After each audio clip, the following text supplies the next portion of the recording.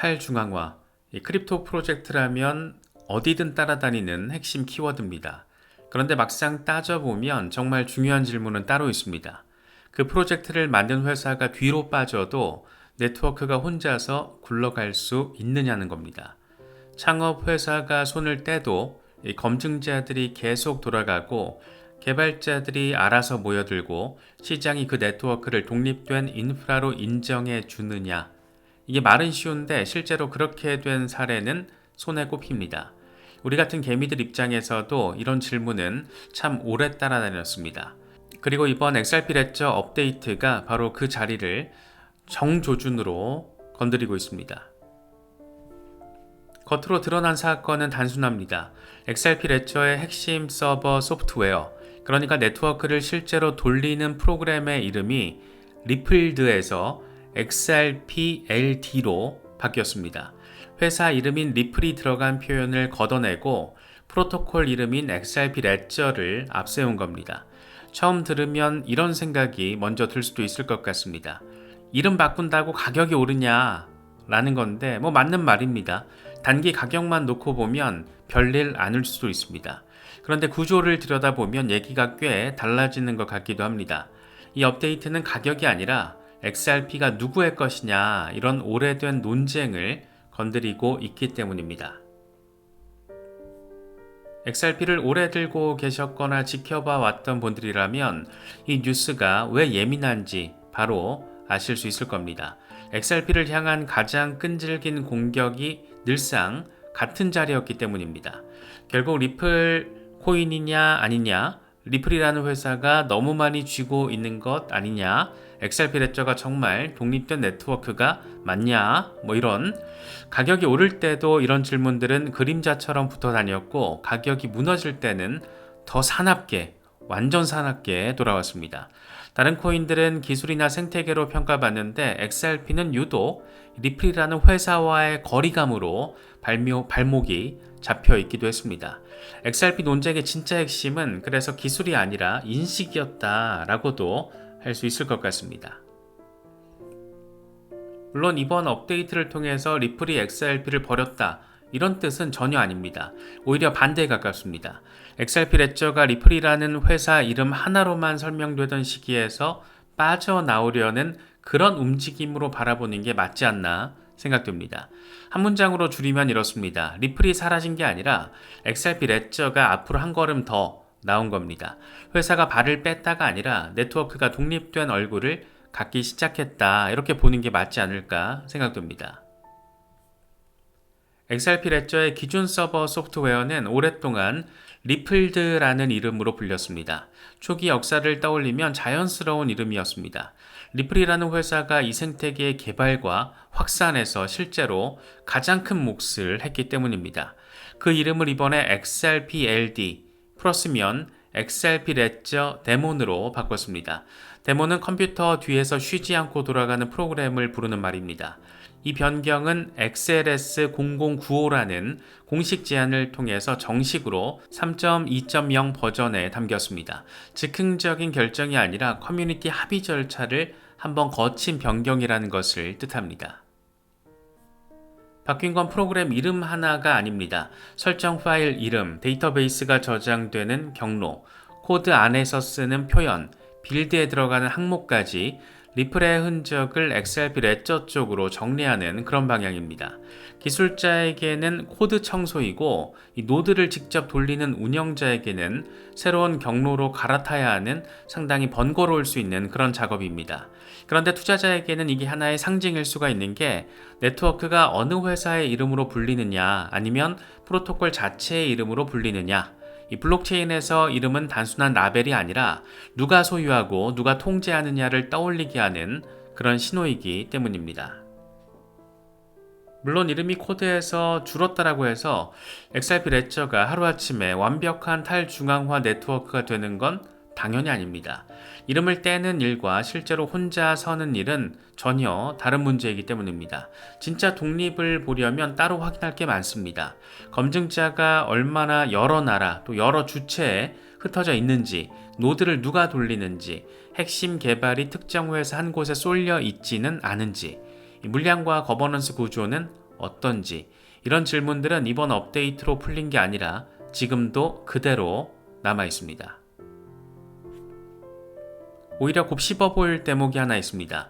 프로그램 이름은 XRP-LD로 바뀌었는데 정작 그 소스 코드가 올라가 있는 GitHub 저장소 이름은 아직도 리플드입니다.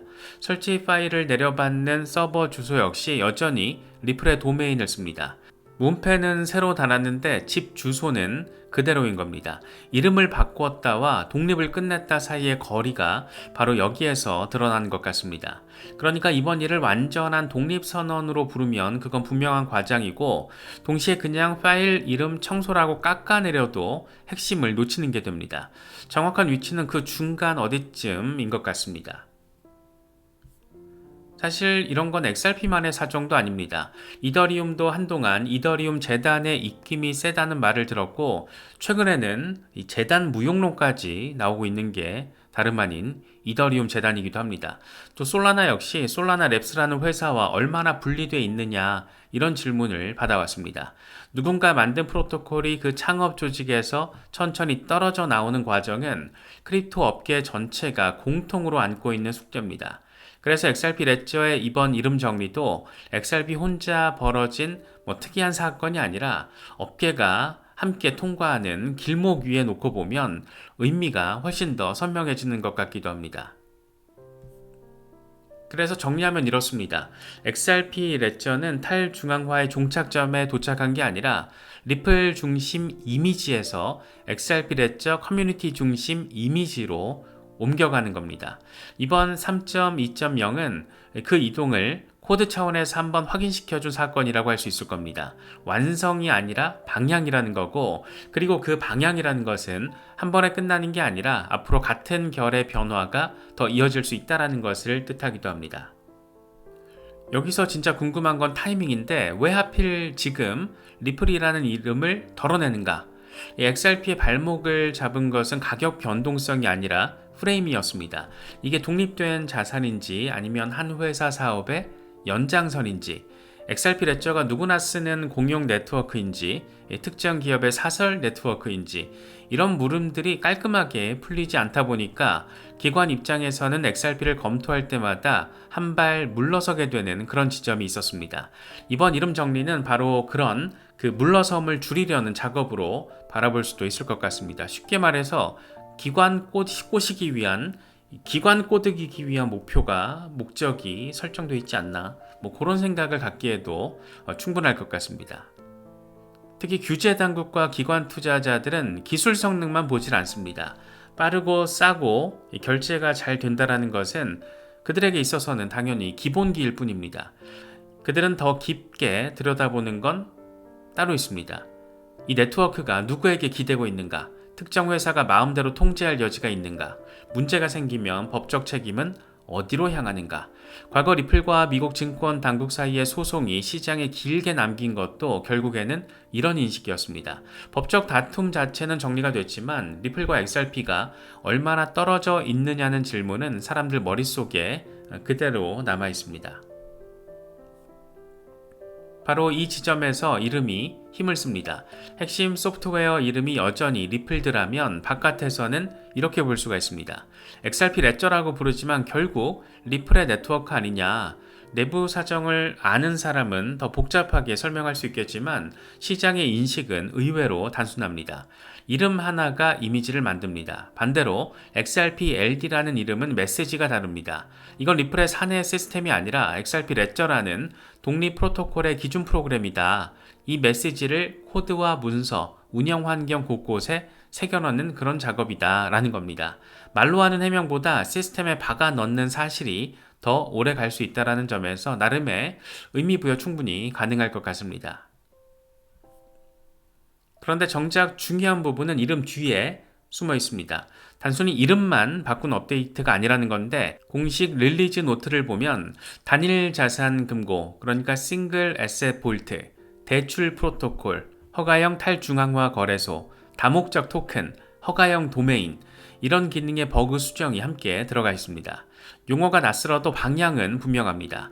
XRP 레저가 단순 송금망에서 멈추지 않고 은행과 기업이 쓰는 금융 인프라 쪽으로 그 영역을 넓혀가고 있다는 겁니다.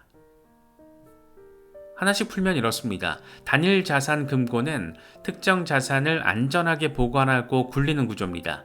대출 프로토콜은 말 그대로 빌려주고 빌리는 은행의 그런 기능이고, 허가형 거래소는 아무나 들어오는 시장이 아니라 규제 요건을 갖춘 참가자만 거래하는 그런 공간에 가깝습니다. 다목적 토큰은 여러 성격의 자산을 담을 수 있는 그릇이고, 허가형 도메인은 신원과 권한을 따지는 기관용 네트워크를 짜는 데 쓰입니다. 하나하나가 일반 투자자들에게는 멀어 보여도 은행과 기업이 실제로 깐깐하게 따지는 조건들입니다. 기관을 들이려면 반드시 갖춰야 하는 장치들이다 라고 할 수 있는 그런 부분이고, 역시나 이번 업데이트는 기관들 꼬시려고 작정하고 단행을 한 게 아닌가 그런 생각이 들기도 합니다. 그래서 이런 조합을 같이 놓고 보면 그림이 잡힙니다. 이름에서는 리플색을 덜어내고 기능에서는 기관 금융에 필요한 길을 닫고 있습니다. 겉으로 내건 헤드라인은 리플 이름 삭제지만 안에서는 XRP 레저를 기관이 알아볼 수 있는 금융 인프라로 다듬는 작업이 함께 돌아가고 있습니다. 그래서 이번 일은 감성적인 이름 바꾸기 뉴스가 아니고 정체성과 기능이 한꺼번에 움직이는 그런 사건으로 보는 게 맞지 않나 생각됩니다. 여기에다가 리플이라는 회사 자체 행보를 같이 놓고 보면 그림이 더 선명해집니다. 리플은 결제, 스테이블 코인, 자산 보관, 기업 재무 관리 쪽으로 발을 넓히고 있습니다. 지난해에는 기업 재무 관리 솔루션 기업인 G트레저리를 10억 달러에 인수했습니다. 이 회사는 한 해 12조 5천억 달러 규모의 결제를 처리하고 고객 상당수가 포춘 500대 기업입니다. 개인 투자자가 보는 차트보다 훨씬 느리게 움직이는 시장이지만 한번 자리를 잡으면 좀처럼 떨어져 나가지 않는 끈질긴 시장이라고도 할 수가 있습니다. 물론 회사를 인수했다라고 해서 그 고객과 거래망이 곧장 XRP 레저 위로 싹 다 올라오는 건 아닙니다. 은행 수천 곳이 XRP를 쓴다라는 식의 표현이 가끔 나오기도 하는데 듣기에는 시원시원해 보여도 이건 사실과는 거리가 있습니다. 정확히 보면 이렇습니다. 리플은 기업과 금융기관으로 들어가는 접점을 회사 차원에서 넓히고 있고, XRP 레저는 이와 동시에 특정 회사의 소유물이 아니라 독립 인프라라는 이미지를 다지고 있습니다. 둘은 같은 길을 걷는 게 아니라 역할이 갈라지는 관계입니다. 이 구분을 흐리면 또 한 번 과장된 기대에 또 올라타게 될 수도 있을 겁니다. 그래서 이런 두 흐름이 맞물리면 기관 입장에서는 선택지가 다양해집니다. 리플이 만든 서비스를 그대로 쓸 수도 있고, XRP 레저라는 공용기를 직접 살펴볼 수도 있고, 리플의 달러 스테이블 코인인 RLUSD나 토큰화된 자산, 허가형 거래 구조를 필요한 대로 섞어서 쓸 수도 있습니다. 핵심은 리플이 사라지는 게 아니라는 겁니다. 리플은 오히려 기업 금융 안쪽으로 더 깊이 들어가고, XRP 레저는 그 회사 이름의 그늘에서 조금씩 걸어 나오고 있습니다. 그러니까 회사는 회사대로, 네트워크는 네트워크대로 각자의 자리를 찾아가는 그런 모양새로도 바라볼 수 있을 것 같습니다. 그래서 가격 오르냐, 사실 가장 궁금한 대목이긴 하지만 냉정하게 보면 이번 업데이트 하나로 단기 급등을 기대하기는 어려울 겁니다. 이름 바뀌었다라고 기관 자금이 곧바로 들어오는 것도 아니고, 코드가 정리됐다고 차트가 바로 튀지도 않습니다.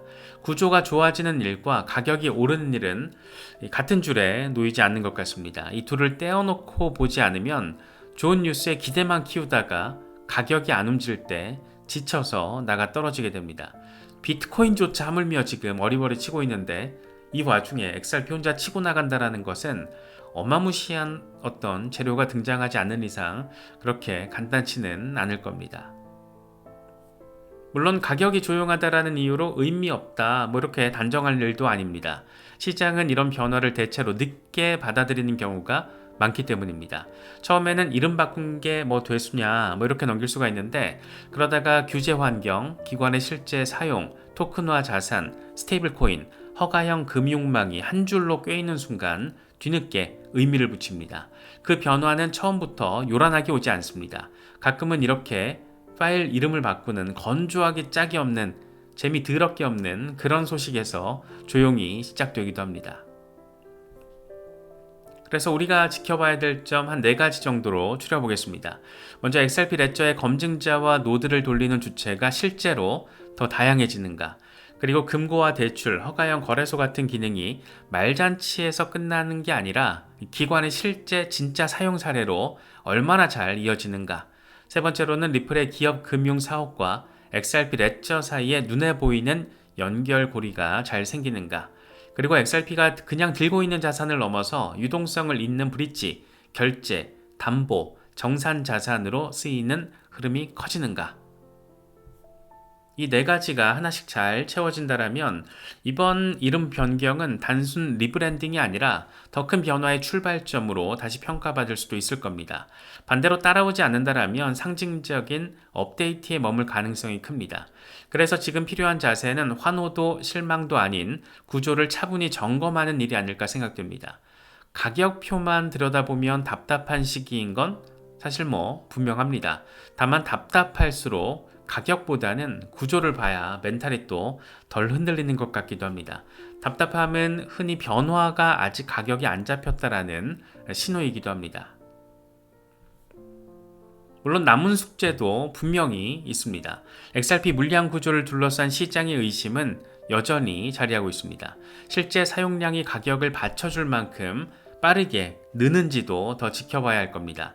허가형 기능이 진짜 기업 고객과 연결되는지도 확인이 필요한 부분입니다.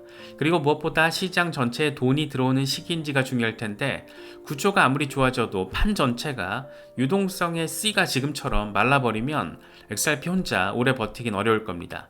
좋은 구조도 결국 유동성, 이놈의 유동성, 언제 오냐 유동성이 가장 중요합니다. 특히나 암호화폐 시장, 유동성. 정리하면 이렇습니다. 이번 뉴스의 무게중심은 리플이 사라졌다, 이런 자극적인 얘기가 아닙니다. XRP 레저가 앞으로 나왔다, 이런 구조 변화입니다. 회사 이름이 빠진 자리에 무엇이 들어왔는지를 볼 필요가 있는데 그 자리에 들어온 건 공포가 아니라 독립된 프로토콜이라는 정체성이다 라고 할 수 있을 겁니다. 가격은 한동안 조용할 수 있고 시장은 한동안 무심할 수가 있습니다. 그런데 구조는 원래 조용할 때 바뀝니다.